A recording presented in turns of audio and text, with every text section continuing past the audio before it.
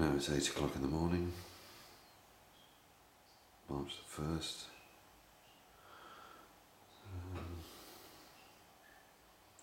So it's like now.